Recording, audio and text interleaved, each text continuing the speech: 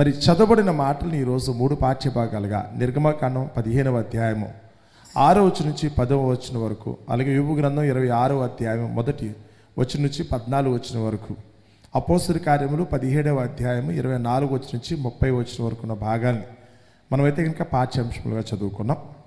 ఇందులో ఒకవేళ కనుక ఆఖరిగా ఉన్న భాగం అపోస్తలుడైన పౌలు ఎథెన్స్ అనే పట్టణంలో, గ్రీక్ దేశంలోని ఎథెన్స్ అనే పట్టణంలో ఆనాటి బాగా జ్ఞానము కలిగిన వారు, చదువుకున్నవారు, యుద్ధాభ్యాసములు అయితే కనుక చక్కటి పరిణితి చెందినవారు, విస్తారమైన ఆస్తిపాస్తులు సంపాదించిన వారు, అందచందాల్లో మిన్నగా ఉన్నామని చెప్పి ఎవరైతే అతిశయిస్తున్నారో వారందరినీ ఉద్దేశించి పౌలు గారు మరి ఆ ప్రసంగం చేస్తున్నప్పుడు ఆయన ఒక మాట అంటున్నాడు.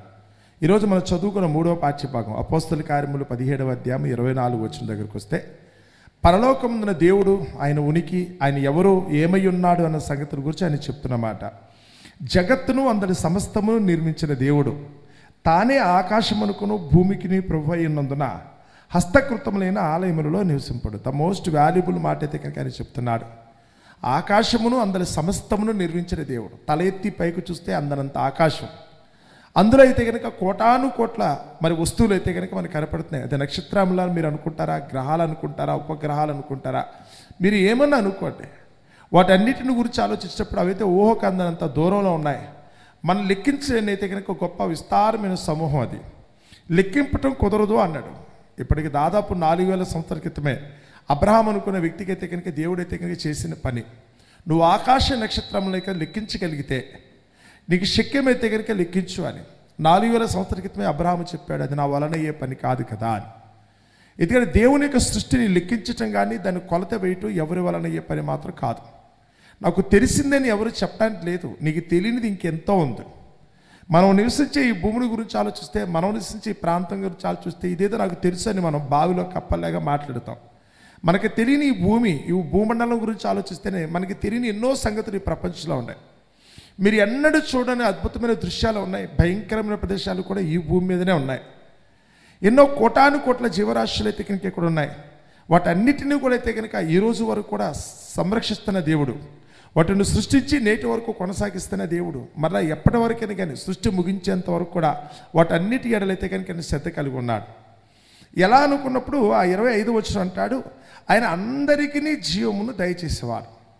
ఈరోజు ఊపిరి కలిగిన ఏ ఒక్క జీవుని గురించి ప్రపంచంలో ఆలోచిస్తే, మానవుల దగ్గరకు వచ్చినా లేదా ప్రపంచంలో మరొక జీవి, అది ఎగిరే పక్ష, పాకే పురుగా, లేకపోతే కనుక సముద్రంలో ఈజే చేప, లేకపోతే కనుక నేల మీద సంచరించే కొన్ని పశువులు, మృగాల గురించి మీరు ఆలోచించేటప్పుడు ఎన్నో రకాల జీవులను ఉన్నాయి. అందరికీ జీవాన్ని దయచేసి తమకంటూ ఉనికి కలిగేటట్టుగా, అవి చలించేటట్టుగా చేయగలిగిన వాడు పరలోకమందున దేవుడు.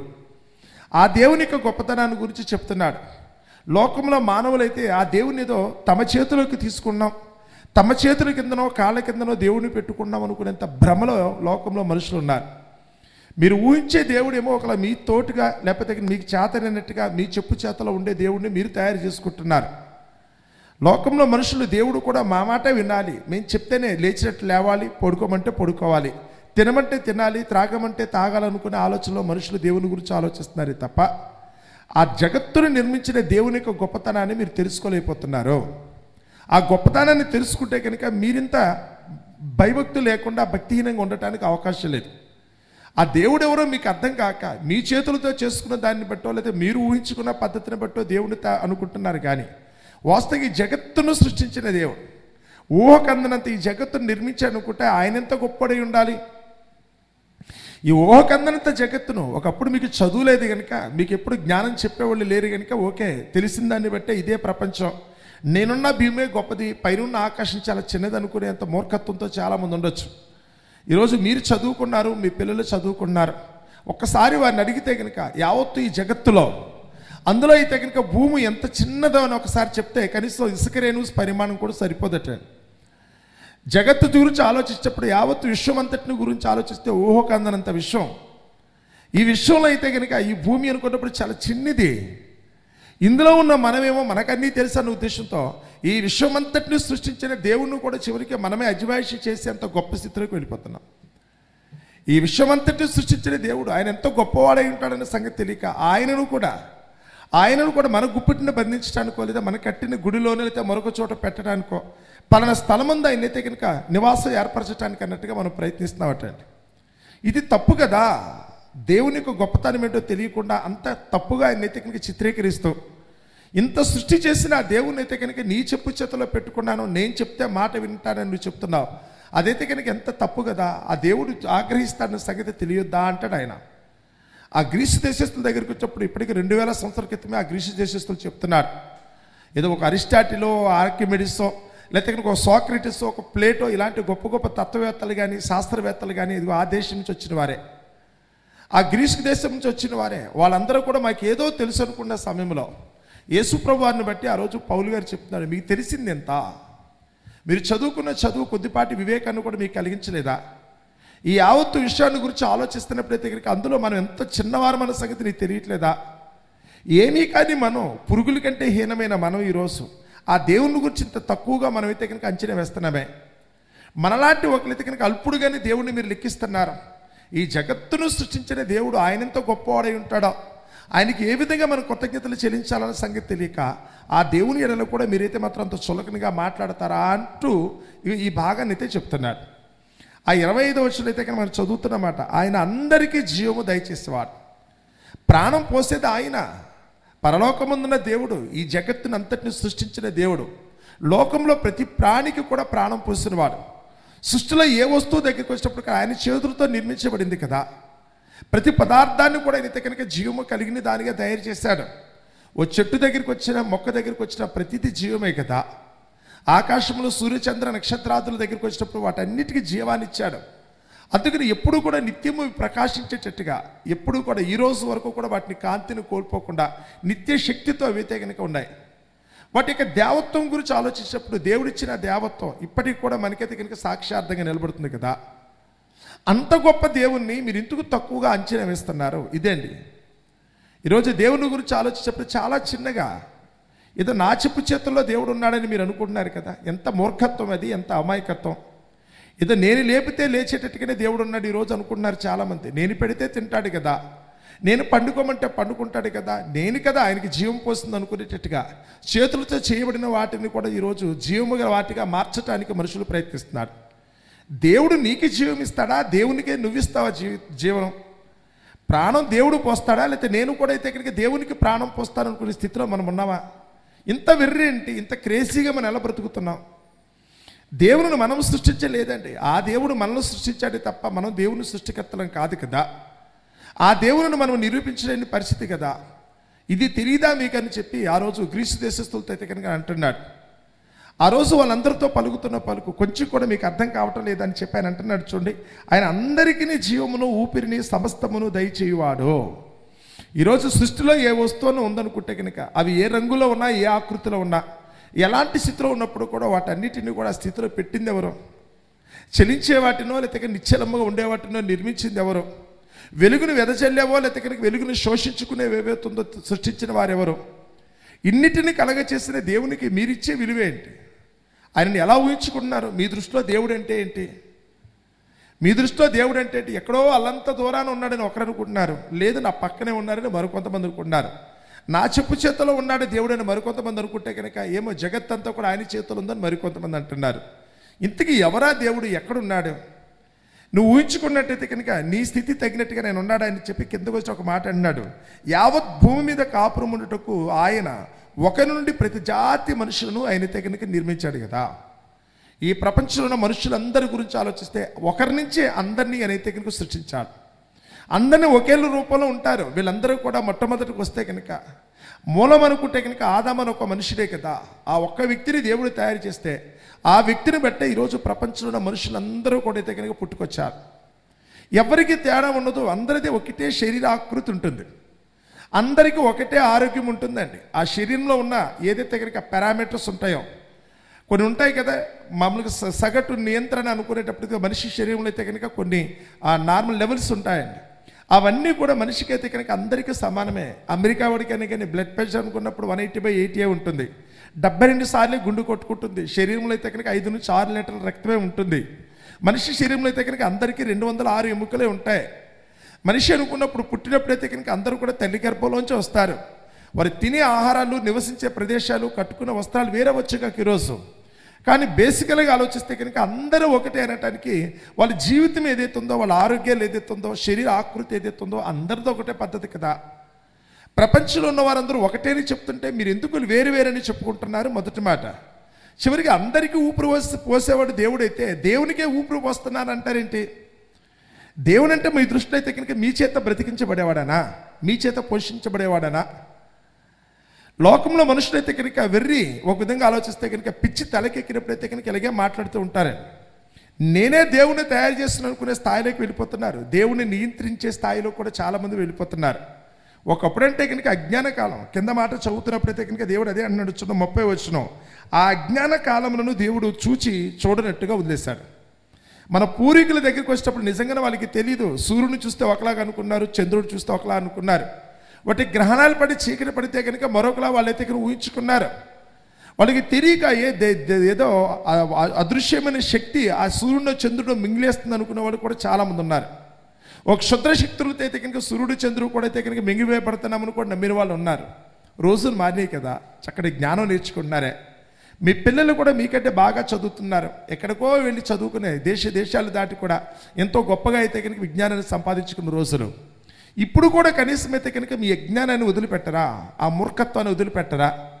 ఇంకా పాతకాలంలోనే ఉంటాను, ఇప్పటికి కూడా నేను మూఢత్వంతోనే ఉంటాను అనుకోవటం ఇది ఎంతవరకు సమంజసం అంటాడు దేవుడు. తెలుసుకోకపోతే ఒక బాధ, తెలుసుకున్నారు కదా, తగిన జ్ఞానం మీకు లభించినప్పుడైనా కానీ కనీసం మీ ఆలోచన విధానం మారాలి కదా. ఆ అజ్ఞాన కాలములను దేవుడు చూడనట్టుగా వదిలేశాడు. ఇప్పుడైతే అంతటా అందరూ మారుమనసు పొందాలి. కనీసం చుట్టూ ఉన్న ప్రకృతిని చూసినప్పుడైనా కానీ మీకు బుద్ధి రావాలి. కనబడుతున్న విశ్వాన్ని చూసినప్పుడైనా కానీ దేవుడు ఎంత అనంతమైన శక్తిమంతుడో మీకు అర్థం కావాలి. ఇంత అద్భుతమైన వాతావరణం మన చుట్టూ ఉందనుకున్నా, కంటికి కనపడంత విషయం అయితే కనుక మన కళ్ళ ముందు కనపడుతుంది అనుకున్నా, వాటన్నిటిని ఈరోజు శాస్త్రవేత్తలు అయితే పరిశోధిస్తున్నారని తెలుసుకుని కూడా ఈ అన్నిటిని సృష్టించి వీటి మీద ఆధిపత్యం చలాయించి వీటన్నిటిని ఒక క్రమానుసారంగా నెరవేరుస్తున్న దేవుడు ఎంత గొప్పడో ఆ మాత్రం తెలియదా? ఆ దేవుని గొప్పతనం ఏంటో ఇప్పటికీ మీకు అర్థం కావట్లేదా? కేవలం మనం అందరూ కూడా ఆయన ఊపిరిని బట్టి ఈరోజు మనం ఉన్న మన సంగతికి అర్థమవుతుందా? చూడండి ఒకసారి అంటున్నాడు కదా, ఆయన మన 27వ వచనం చదువుతున్నాను, వారి నివాసం స్థలం యొక్క పొలిమేరలను ఏర్పరిచను, ఆయన మనలో ఎవనికి దూరముగా ఉండువాడు కాడు. ఆ పరలోకముందు దేవుని గురించి ఆలోచిస్తే కనుక నివిధ అందనంత దూరంలో ఉన్నాడు కనుక నేను మరొక విధంగా దేవుని ఊహించుకున్నాను అనుకునే పరిస్థితి కాదు. దేవుడు లేని స్థలం అంటూ లేదు కదా, ఉన్నదే అక్కడ అన్నప్పుడు ఆయన అయితే కనుక వివరణ ఎలా ఇస్తున్నాడో చూడండి. మనం ఆయన యందు బ్రతుకుచున్నాము, చెలించుచున్నాము, ఉనికి కలిగి ఉన్నాము. నీటిలో ఉన్న చేప నీరెక్కడ ఉన్నదని అడిగితే ఏం చెప్తుంది? ఒకళ్ళ చెరువులో కనుక ఒక చేప ఉందనుకుంటే కనుక నీరు ఎక్కడున్నదని చేపను అడిగితే ఏమంటుంది? నీరు ఎక్కడ ఉండటం ఏంటి? నేను ఉన్నదే నీటిలో కదా. పరలోకమున దేవుని దగ్గరికి వచ్చినప్పుడు కూడా నువ్వెక్కడున్నావు అన్న ప్రశ్న వస్తే కనుక నేను ఉన్నదే దేవునిలో. నా ఊపిరి ఆయనది. ఆ ఊపిరి ఉన్నంతసేపు మేము బ్రతుకుతున్నాను.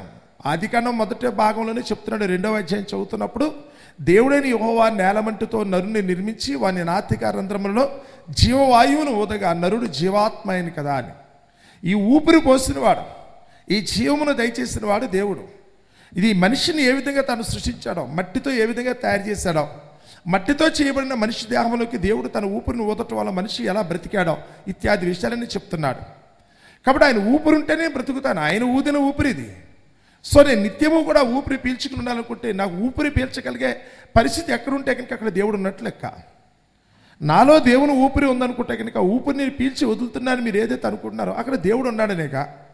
మన చుట్టూ ఆవరించి ఉన్న ఈ వాతావరణం, ఈ వాతావరణం మీద ఎవరనుకున్నప్పుడైతే కనుక నేను ఉన్నాను కదా, నాలోనే మీరు ఉన్నారు. అక్కడ పలికేటప్పుడు మనము ఆయన యందు ఉనికి కలిగి ఉన్నాము, చెలించుచున్నాము, బ్రతుకుతున్నాము కదా, ఇక ఎక్కడో ఉన్నామని చెప్పడానికి కుదరదు అని పైకి వచ్చేటప్పటికి అంటున్నాడు. చూడండి, ఆయన మనలో ఎవరికి దూరముగా ఉండువాడు కాడు కదా. కానీ ఈరోజు లోకంలో మనం అనుకున్న వాళ్ళు మన ఊపిరికి కారణం ఆయనే. ఆ ఊపిరిని బట్టి ఈరోజు మనం బ్రతుకుతున్న మన సంగతి తెలియక ఇప్పటికీ కూడా మనకి తెలియని జ్ఞానంతో అయితే కనుక ఆ దేవుడిని అయితే అవమానపరిచే పరిస్థితిలో ఉన్నాడు. ఆయన ఊపిరి విడిస్తే ఏం జరుగుతుందో తెలుసా? ఈరోజు మనలో ఉన్న ఊపిరి మనల్ని బ్రతికించగలుగుతున్నాడు. మనలో ఉన్న ఊపిరి మనల్ని బ్రతికించగలుగుతుంది. అలా కాకుండా ఊపిరి గురించి తెలియకుండా ఆ ఊపిరి తీసిస్తే ఏమవుతుందన్న సంగతి తెలియపోతే ఎట్లా? 15వ అధ్యాయంలో మనిషి దేవుని యొక్క కోపం ఎలా ఉంటుంది అనుకున్నప్పుడు, ఆయన పీల్చి వదిలే గాలి లేదా ఆయన ఇచ్చే ఊపిరి అనుకున్నప్పుడు ఎంత ప్రభావము కలదిగా ఉంటుందో మనం చదువుకున్న మొదటి పాఠ్య భాగంలో అయితే చెప్తున్నాడు. నిర్గమకాండం 15వ అధ్యాయము, నిర్గమకాండము 15వ అధ్యాయము 8వ వచనం చదువుతున్నానండి. నీ నాసికా రంధ్రములో ఊపిరి వలన నీళ్లు రాశిగా కూర్చబడెను, ప్రవాహ జలములు కుప్పగా నిలిచాను, అగాధ జలములు సముద్రము మధ్యన గడ్డకట్టెను కదా. దేవుడు ఊపిరి వదిలితే కనుక ఏమవుతుందంట, ఆయన విసరి చేసే గాలి, వాళ్ళ ఊపిరిని ఏదైతే ఉన్నామో ఆయన విసిరి గాలి ఏం చేయగలదు అనుకున్నప్పుడు ఎర్ర సముద్రాన్ని అయితే కనుక 2 పాయలుగా చీల్చిందటండి. ఆ నీళ్ళన్నీ కూడా బోత్ సైడ్స్ 2 వైపులో కూడా వాళ్ళు వెళ్ళటానికి మార్గం ఏర్పరచబడిన తర్వాత ఒక పెద్ద హైవే అయిందట.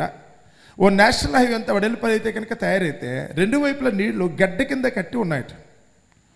అంటే అంతా కూడా ఏమైంది అనుకున్నప్పుడు ఈయన అంటున్నాడు, నీళ్ళుగా ఉండటం కదా, అక్కడ ఏమైపోయిందట, ఆ ప్రవాహములు కుప్పగా నిలిచాను, అగాధ జలములు సముద్రం మధ్యన ఏమైపోయిందంట, గడ్డ కట్టినాయి కదా.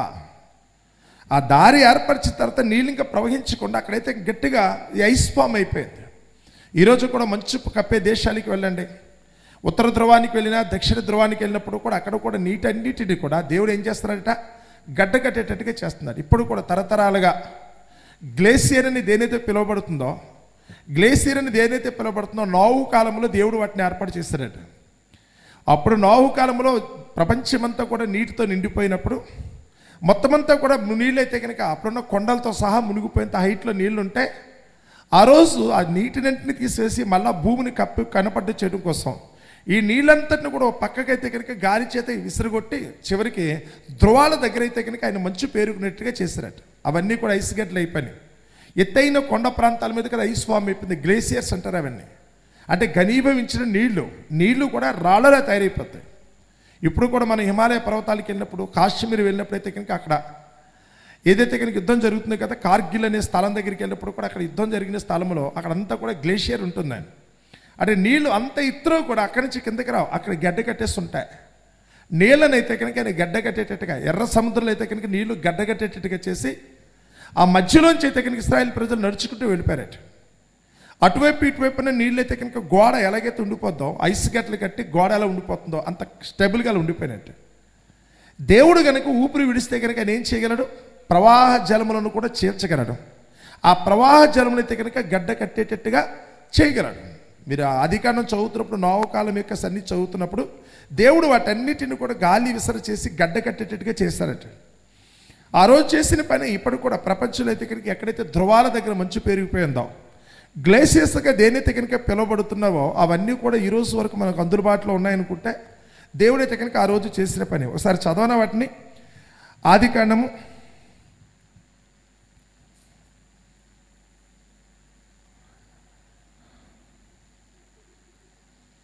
8వ అధ్యాయము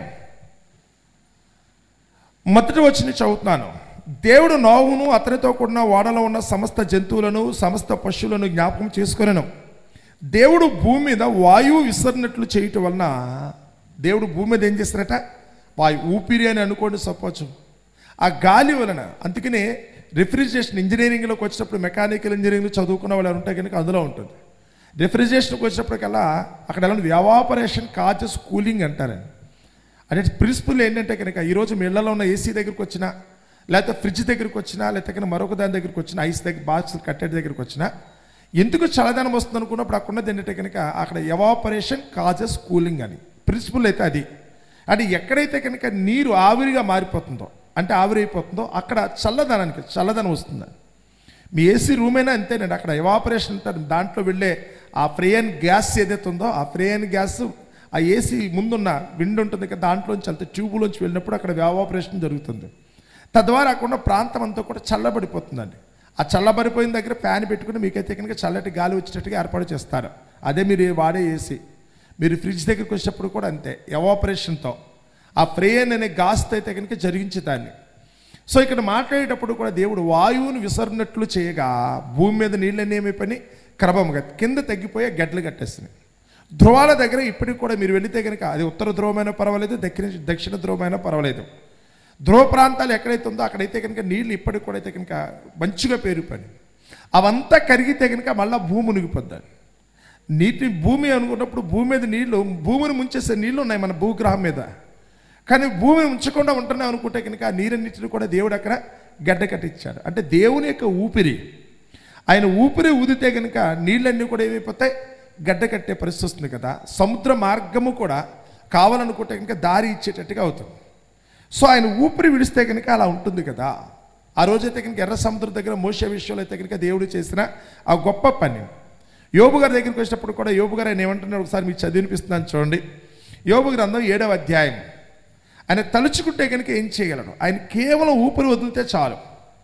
ఆ ఊపిరి ఈరోజు మన ఒంట్లో ఉన్న ప్రాణం నిలబెడుతుంది కదా. ఈరోజు మనం బ్రతుకుతున్నాం అనుకుంటే ఆయన ఊపిరేనండి. ఆ ఊపిరి ఏం చేయగలదు అనుకున్నప్పుడు 7వ అధ్యాయము 7వ వచనం నుంచి చదువుతున్నాను.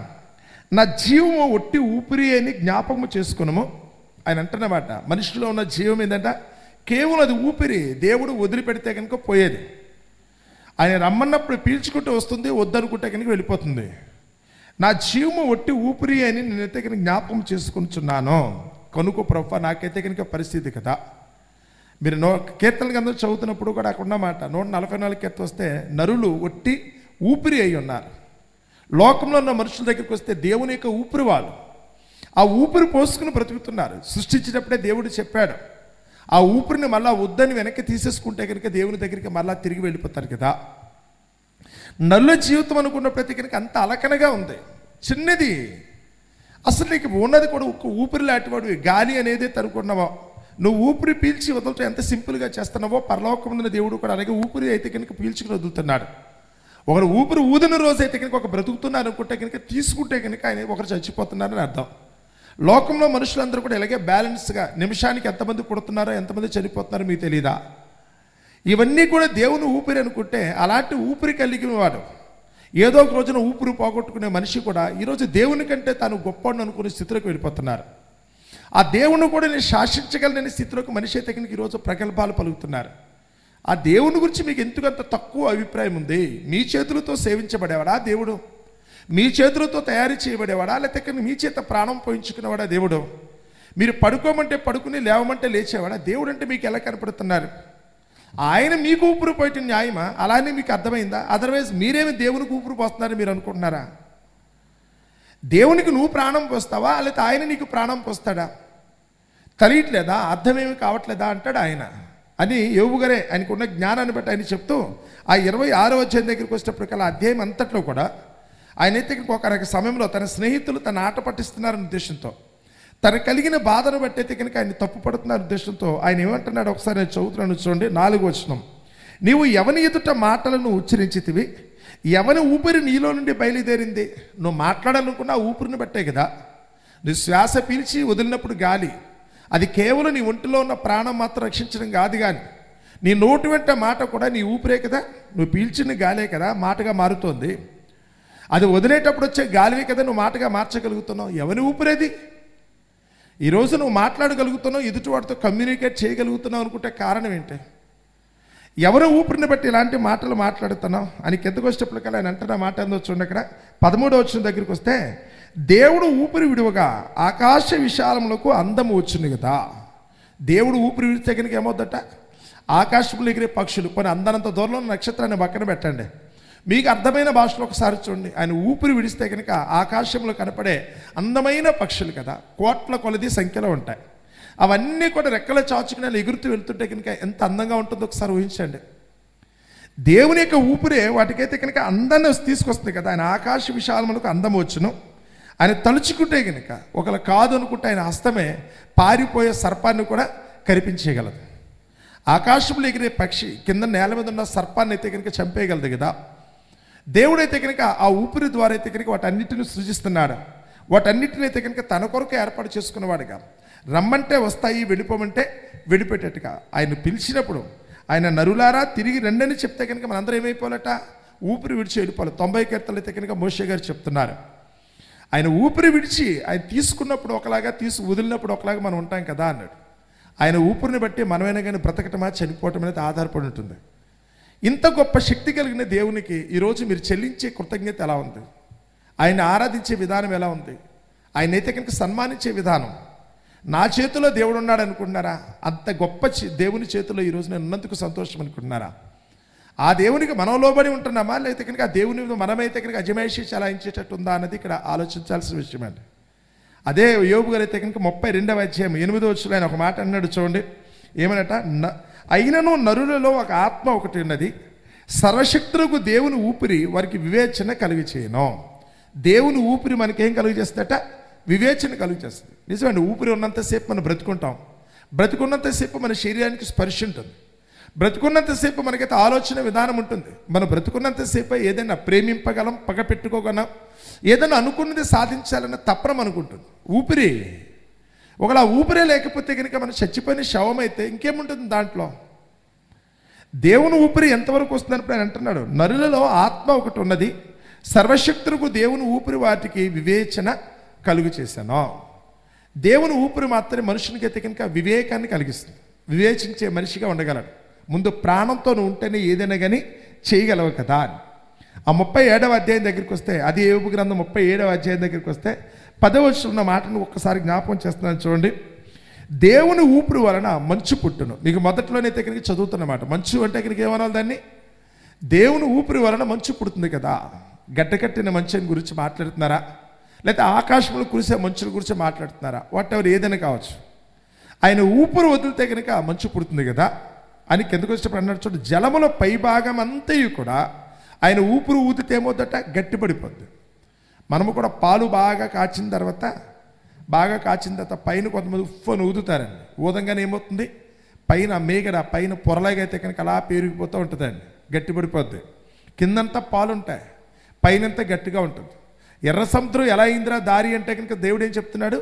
ఆయన ఊపిరి గట్టిగా గాలి విసర్జిస్తే చాలు, అది మంచుగా మారిపోద్ది, గట్టిపడిపోద్ది కదా. జరిగిందా అంటే కనుక గడిచిన కాలంలో సంఘటన ఇదిగో ఈరోజు కళ్ళ ముందు జరుగుతున్న కొన్ని సంఘటనలు చూస్తే, చలికాలం ఉండే ఆ దేశాలకు వెళ్తే కనుక చలి ప్రదేశాలు ఉన్నాయి కదా, శీతల ప్రదేశాలు అంటారు. ధ్రువం వైపు వెళితే కనుక అవి శీతల ప్రదేశాల కింద లెక్క. భూమధ్య రేఖా ప్రాంతం నుంచి ధ్రువాల వైపు వెళుతున్నది, అది వెదర్ నార్త్ పోల్ కానీ సౌత్ పోల్ కానీ. అది వెళుతున్నప్పుడైతే కనుక గడ్డ కట్టే మంచు అంటారు. నీళ్ళు గడ్డ కట్టిపోతూ ఉంటాయి. ఆడ వాటర్ పైపుల్లో సహా డ్రైనేజ్ పైపుల్లో కూడా మొత్తంతో కూడా గడ్డ కట్టిపోద్ది.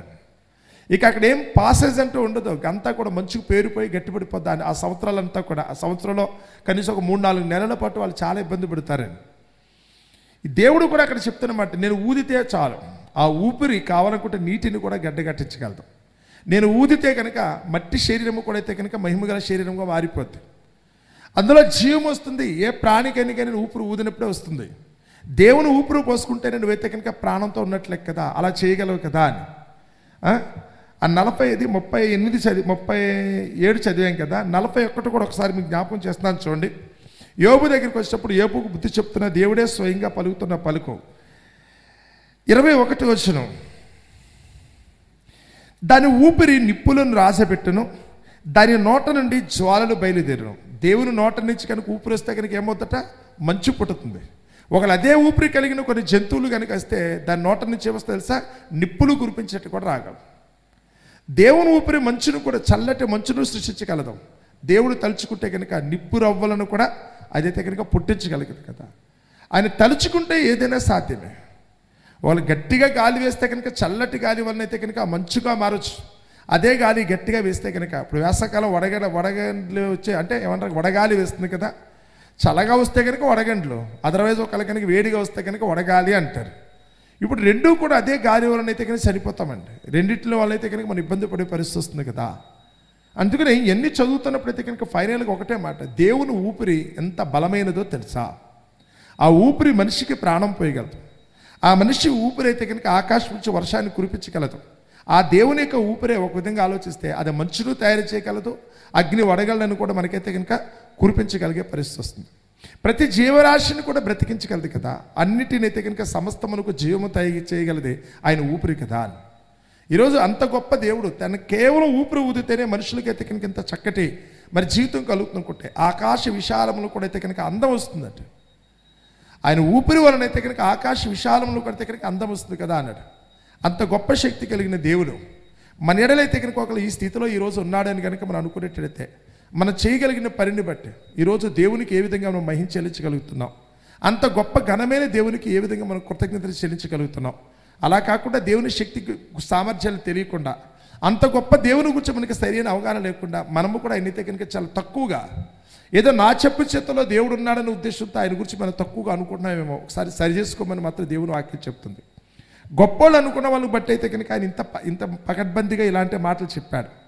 గ్రీసు దేశంలో ఉన్న శాస్త్రవేత్తలు అనుకున్నా, వాళ్ళు తెలివి కలిగిన వాళ్ళు అనుకున్నా, తత్వవేత్తల దగ్గరికి వచ్చినా, లేకపోతే కనుక వాళ్ళ మతం విషయంలో దేవుడి విషయంలో మేము పరిణితి సాధించిన వారని ఎవరైతే అనుకున్నారో వారందరికీ కూడా ఆయన హెచ్చరికగా ఈ మాటలు చెప్పాడు. ఈరోజు మనకు కూడా ఆ మాటలు చెప్తున్నాను అనుకుంటే దేవుని విషయంలో ఎవరు కూడా తక్కువ అంచనా వేయకండి. పరలోకముందున దేవుడు, జగత్తును అందరి సమస్తమును నిర్మించిన దేవుడు, అన్నిటికీ తానే ప్రభువు. మనం ఎవరూ కూడా ఆయన ముందు కనీసం తల చూడడానికి కూడా, పక్కన నుంచోడానికి కూడా అర్హత లేనంత హీనమైన పరిస్థితిలో మనం ఉన్నవాళ్ళం. అంత గొప్ప దేవునికి మనం ఎల్లప్పుడూ కూడా తగిన కృతజ్ఞత కలిగి ఉండటానికి, ఆ దేవుని ఊపిరే ఈరోజు నాలో ఉన్నది, ఆయన తీసుకున్న రోజున నేను ఎందుకు పనికి రాకుండా ఒట్టిగా మారిపోతున్న సంగతిని గుర్తెరిగి ఉన్నంతలోనే ఆ దేవత దేవునికి మహిమార్థంగా జీవించడానికి, ఆయనకి ఎల్లప్పుడూ కూడా విధేయులుగా ఉండటానికి మనందరూ కూడా ప్రయత్నిద్దాం. అట్టి కృప దేవుడు మనందరికీ దయచేయును గాక. ఆమేన్.